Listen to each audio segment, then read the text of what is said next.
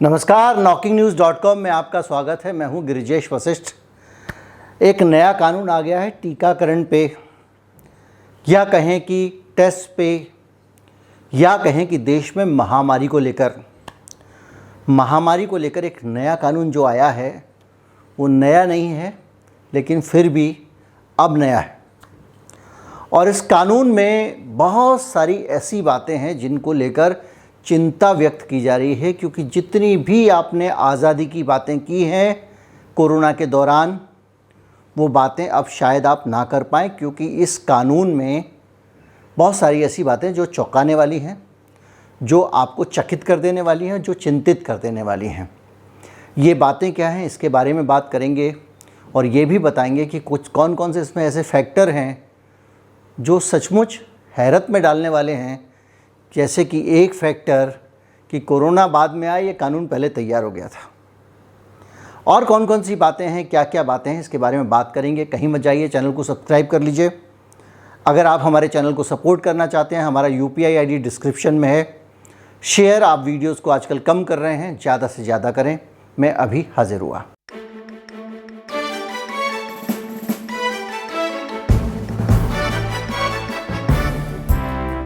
जो नया कानून केंद्र सरकार लेकर आ रही है, उस कानून का नाम है public health prevention control and management of epidemic bio terrorism and disasters bill. गौर कीजिएगा, 2017 में ये बिल सरकार ने संसद में रखा था और ये बिल अब सरकार इस पर अमल शुरू करने वाली है, इसको पास करने वाली है। ये बिल इससे पहले एपिडेमिक डिसीज़ एक्ट था 1897, उसको ये बदल के लाए हैं, क्योंकि बीबोनिक प्लेग उस वक्त आया था, उसके दौरान ये एक्ट बना था, उसको बदल के ला रहे हैं। और ये एक्ट पूरी दुनिया में जब महामारी को लेकर तैयारियां चल रही थी, देखिए कोरोना आया 2020 में, 2019 में एजेंडा 201 कॉन्फ्रेंस शुरू हुई और एजेंडा 201 में बाकायदा ये 2019 में हुई और उसमें पूरी दुनिया के हालात पर चर्चा हो रही थी कि अगर भविष्य में महामारी आई तो क्या होगा, उससे कैसे निपटना है। लेकिन उससे भी 2 साल पहले भारत में मोदी सरकार ने ये कानून बना के तैयार कर लिया था। और इस कानून में क्या ख़ास है, ये आपको समझनी बहुत ज़रूरी है और वो इस देश के हर नागरिक को पता होना चाहिए, जागरूक नागरिक को, और ख़ास तौर पे जो संविधान से प्यार करने वाला नागरिक है उसको। इसका जो ड्राफ्ट तैयार किया है वो national centre for disease control और directorate general of health services ने तैयार किया है। इसका सेक्शन 3 कहता है कि इसमें जो लोकल गवर्नमेंट है, स्टेट्स हैं, इसमें 4 लेवल पे पावर दी गई है। एक DM को पावर दी गई है, एक स्टेट गवर्नमेंट को दी गई है, एक पावर सेंट्रल गवर्नमेंट को दी गई है। और ये इनको ये अधिकार दिया गया है कि आपको कौन सा एरिया इनको क्वारंटाइन करना है वो कर सकते हैं, किस एरिया को डिकंटेमिनेट करना है। अगर मान लो लगा कि इस एरिया में महामारी है, हमको उसको डिकंटेमिनेट करना है, तो यहाँ पे जो कुछ करना है वो करेंगे, उसको कोई रोक नहीं सकता है। और इसके अलावा बहुत सारी चीज़ें जो आगे वाली हैं, आपको कब आइसोलेट करना है, कहाँ ले जाके आइसोलेट करना है, ये फैसला भी सरकार की ताकत है, पूरी ताकत है। वहाँ तक भी आप झेल लोगे, लेकिन ये कहता है कि आपको पकड़कर आपकी कंसेंट के बगैर सरकार आपका जो चाहे वो लैब टेस्ट करा सकती है। इसका प्रावधान इस बिल में किया गया है।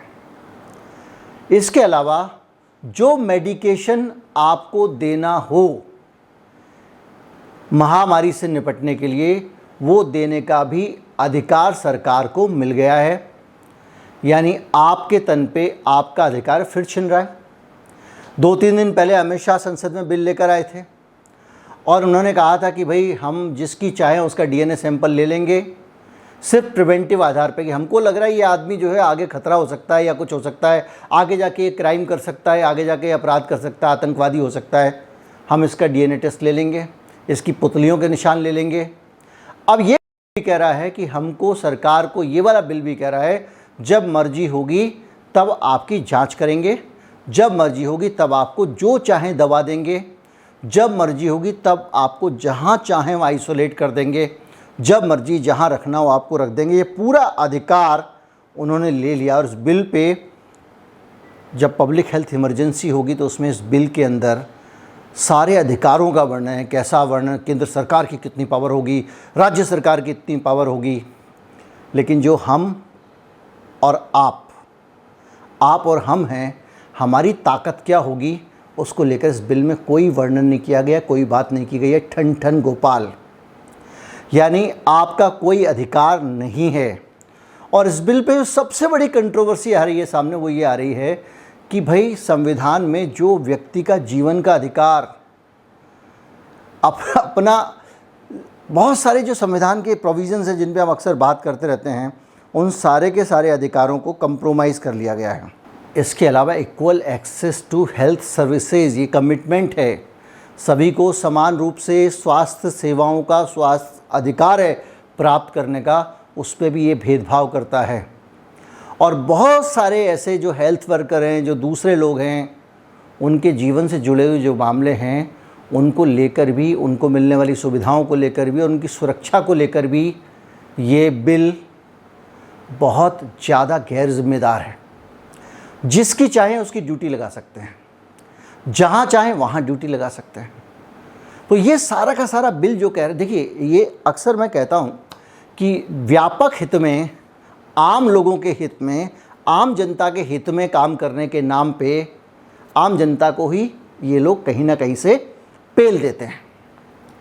आम जनता के नाम पे आपने बिल लाया और आम जनता को ही कहीं ना कहीं नाप दोगे, कहीं पे भी क्वारंटीन कर दोगे, आम जनता को जो चाहे टीका लगा दोगे, चाहे वो एक्सपेरिमेंटल टीका हो, जो चाहे दवा दे दोगे, जहाँ चाहोगे भर्ती कर दोगे, हाँ जहाँ चाहे रेड डाल सकते हैं, जहाँ चाहे वहाँ अचानक पहुँचकर सिस्टम के लोग रेड डाल सकते हैं।